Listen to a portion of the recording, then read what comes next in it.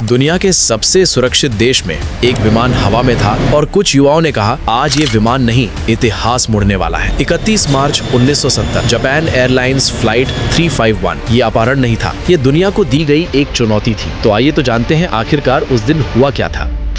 Japan एक ऐसा देश जिसे दुनिया अनुशासन, तकनीक और सुरक्षा के लिए जानती है, जहां समय पर चलने वाली ट्रेन एक गर्व की बात मानी जाती है और जहां हवाई यात्रा को सबसे सुरक्षित समझा जाता रहा है। लेकिन इतिहास में एक दिन ऐसा भी आया जब इसी जापान के आसमान में डर, हिंसा और राजनीति ने एक साथ उड़ान भरी। 31 मार्च 1970 जापान एयरलाइंस की फ्लाइट संख्या 351। यह सिर्फ एक विमान नहीं था, ये एक चलती हुई जेल बन चुका था और इसके अंदर बैठे थे 129 बेगुनाह लोग, जिनकी जिंदगी कुछ घंटों के लिए कुछ हथियारबंद युवाओं के हाथों में थी। उस समय का जापान आज जैसा नहीं था। दूसरे विश्व युद्ध के बाद देश तेजी से खड़ा हो रहा था। कारखाने, उद्योग, तकनीक सब कुछ आगे बढ़ रहा था। लेकिन इस तरक्की के नीचे एक गुस्सा पल रहा था।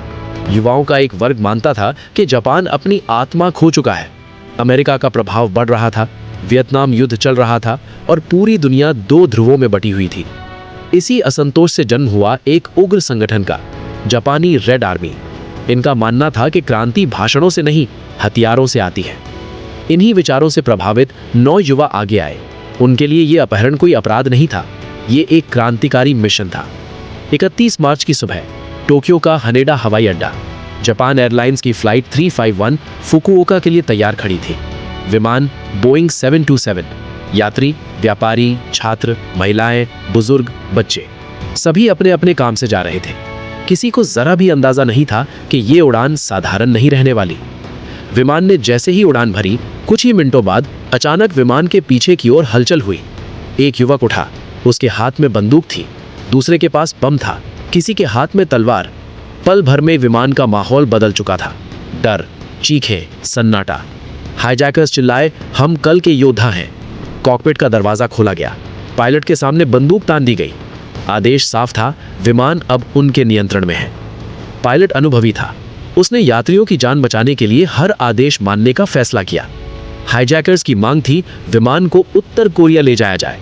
ये मांग दुनिया को हिला देने वाली थी। उत्तर कोरिया एक रहस्यमयी बंद देश। पायलट ने समझाने की कोशिश की, लेकिन बम की धमकी के सामने कोई विकल्प नहीं था। विमान ने रास्ता बदला, पहले फुकुओका, फिर दक्षिण कोरिया, ईंधन के लिए। दक्षिण कोरिया में हवाई अड्डा सेना से घिर गया। स्नाइपर तैयार थे।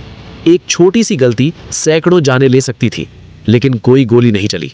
विमान फिर से उड़ान भर चुका था। इस बार दिशा उत्तर कोरिया। जब विमान प्योंगयांग में उतरा तो इतिहास रच चुका था। दुनिया हैरान थी।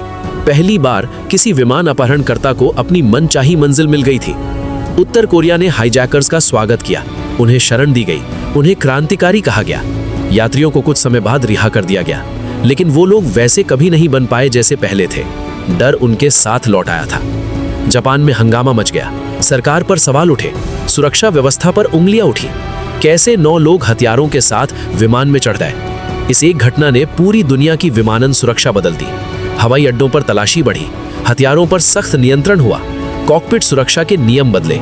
ये कीमत बेगुनाह यात्रियों के डर से चुकाई गई। हाईजैकर्स आज भी उत्तर कोरिया में ही है।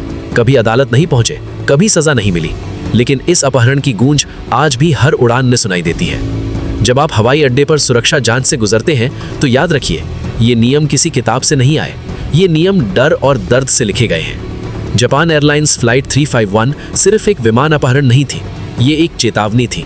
जब विचारधारा हथियार बन जाए तो सबसे पहले मासूम लोग ही शिकार बनते हैं और इतिहास कभी इसे भूलता नहीं।